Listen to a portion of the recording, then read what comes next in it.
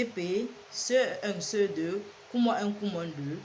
Avoir une bonne routine après les classes, c'est comme avoir une boussole qui t'oriente pour ton succès scolaire.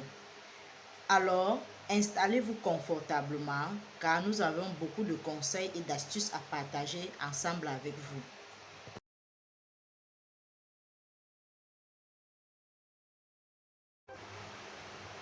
Coucou mes super parents, champions en éducation. Bienvenue sur votre chaîne Aussi Education pour apprendre et réussir ensemble.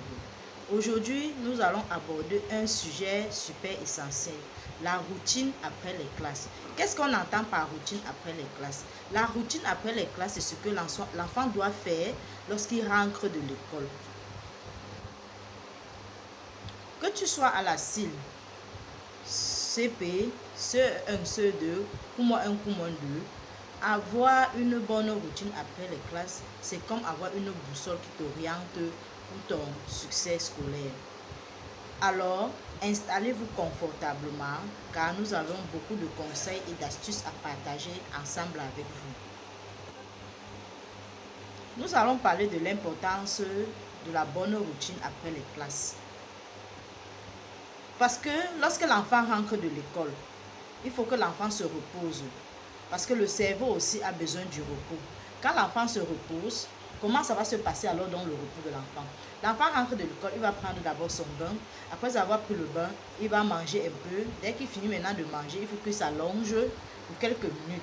Dès qu'il se réveille maintenant, le cerveau a déjà changé. Ça a changé de milieu. Ça se prépare à faire autre chose. Et là, c'est ce qu'on appelle la pause des temps. Maintenant, le deuxième point, c'est l'arrangement des affaires. Lorsque l'enfant rentre de l'école, nous, parents, nous allons aider les enfants à ranger les affaires. Comment?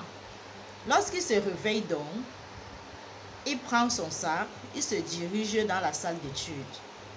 Qu'est-ce qu'il fait alors quand il arrive en salle d'études? Dans sa salle d'études, il va sortir tous les effets de la journée, déposer sur la table, vérifier s'il y a les informations à présenter aux parents. Il présente aux parents.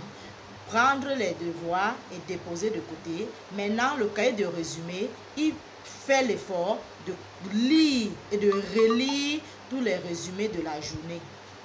Après avoir lu maintenant les résumés de la journée, il prend le cahier d'exercice ou bien il prend les devoirs donnés par l'enseignant.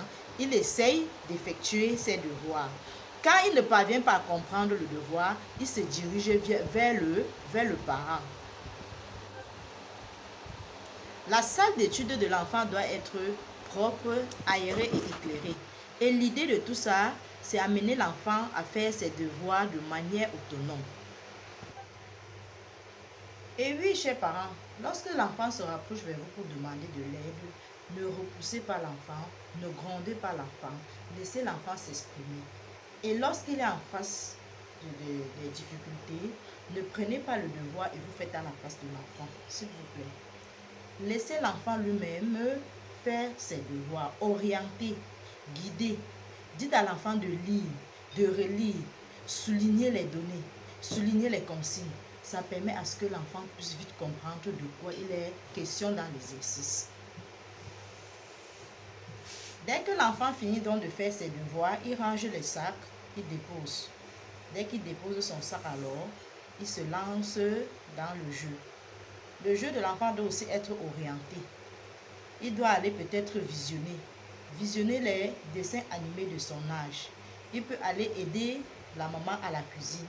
Il peut aller dehors, jouer un peu au ballon. Il peut sortir, aller voir un peu son jardin qu'il a créé lui-même à côté. Pour que la routine de votre enfant soit un bon succès, nous allons vous présenter quelques conseils supplémentaires. 1. La régularité. Ça veut dire quoi? L'enfant doit s'adapter et s'habituer à être régulier aux heures et au moment où il a commencé à faire sa routine. 2. La communication. Causer avec ses parents, dialoguer avec ses aînés pour échanger. Il y a l'implication des parents. Nous, vous, les parents, nous allons montrer l'exemple aux enfants encourager l'enfant dans ce qu'il est en train de faire. On a également l'adaptation à l'âge. Lorsqu'on entend par adaptation à l'âge, ça veut dire quoi?